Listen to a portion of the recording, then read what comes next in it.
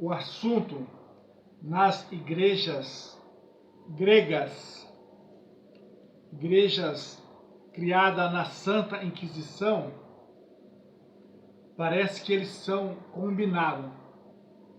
O assunto é: o fim da lei é Cristo. Quem que é Cristo?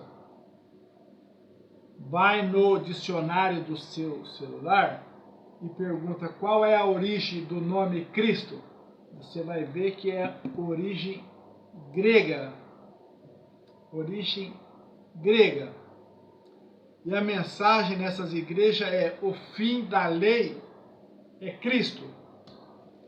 Mas nós vamos às Escrituras, João 7:49, quando o Senhor Yehoshua diz na sua palavra, o próprio Senhor Yehoshua diz: esta multidão que não sabe a lei é maldita. E agora? Você vai ficar com uma mentira de uma igreja grega, ou você vai ficar com a palavra de Deus? É muito sério. É muito sério. Os gregos foram os piores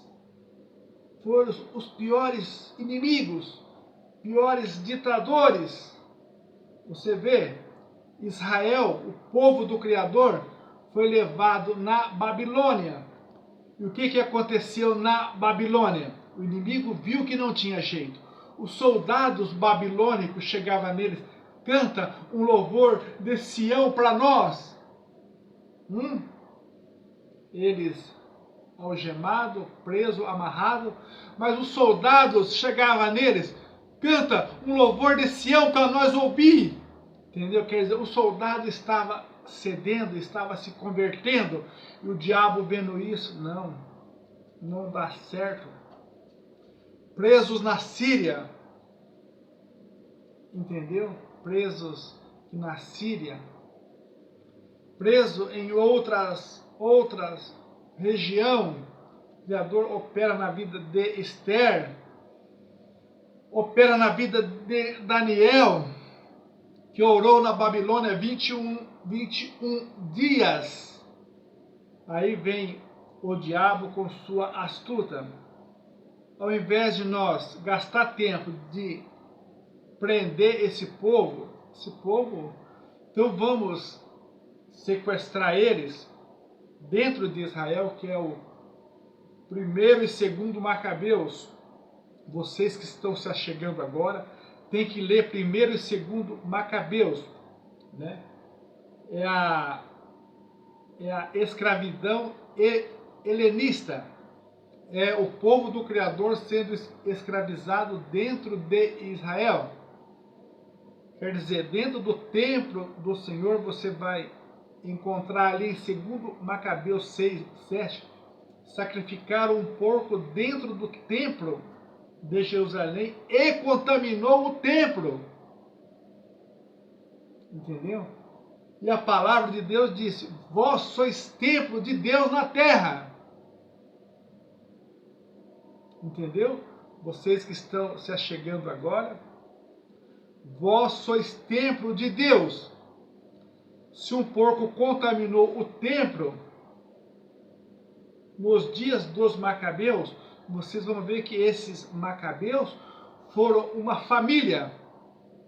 Resistência do Criador na terra dentro de Israel. Porque o inimigo veio para escravizar dentro de Israel. Muito sério. Os gregos, né? Os gregos. E quem que é a sequência dos gregos? Os romanos. Que no auge dos gregos, os romanos venceram os gregos. E o que aconteceu? Os romanos, o Deus supremo dos gregos era o Zeus. Isso está na história. Isso está na história. O Deus supremo dos gregos é Zeus. Aí os romanos vencem os gregos. O que os romanos fazem? Os romanos roubam a imagem dos Zeus, né? Uma imagem alta, muito ouro, né? já interessou para eles. Pega aquela imagem de Zeus e leva para Roma. E lá em Roma, o que acontece? O que acontece? Vamos trocar o nome. Lá é Zeus, mas aqui vai ser Júpiter. Júpiter. Então, nos estudos de vocês vai ver que é costume dos romanos trocar os nomes, né? Mas com o Criador eles se atrapalharam. Com o Criador eles se enroscaram, como diz o linguajar, né? Com o Criador eles se enroscaram, porque quando se trata do Criador é um nome para salvação. É um nome para salvação. E eles trocaram esse nome. Eu tinha Bíblias antigas aqui no rodapé, falava, era costumes dos romanos da época trocarem o nome dos personagens de Israel, entendeu? Então era costume deles trocarem o nome. E essa imagem, Zeus sai da Grécia e vai para Roma. Mas eu creio que é uma cidade próxima lá de Roma, chamada Pompeia. Vocês vão estudar a cidade de Pompeia, uma cidade destruída, entendeu? Porque recebeu esta imagem de Zeus com o nome de Júpiter. Essa cidade foi queimada, mas os destroços da imagem do templo de Júpiter está lá na cidade de Pompeia. Vai no seu YouTube, estuda sobre essa cidade de Pompeia que foi destruída, entendeu? A cidade de Pompeia é uma cidade próxima de Roma, era, né? Uns 200 quilômetros, que mais ou menos, de Roma.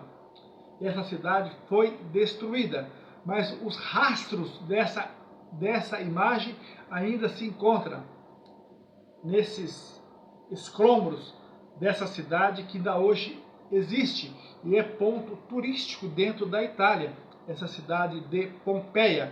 Então era costume deles, né, destruir o povo e levar a imagem do seu Deus lá para Roma. Então é um povo terrível. Você vê que é um espírito astuto, né? Porque antes deles sequestrava o povo e levava. Mas os gregos não, os gregos fez diferente, né? Foi escravizar o povo de Deus dentro de Israel. E os romanos foi essa sequência.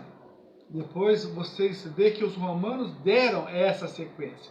Que no ano 70 Israel foi destruído pelos romanos, general Tito, né? Você vai no seu Google e vai perguntar quem foi o general Tito do ano 70. Você vai ver que foi um romano que destruiu Israel. Mas por que destruiu Israel?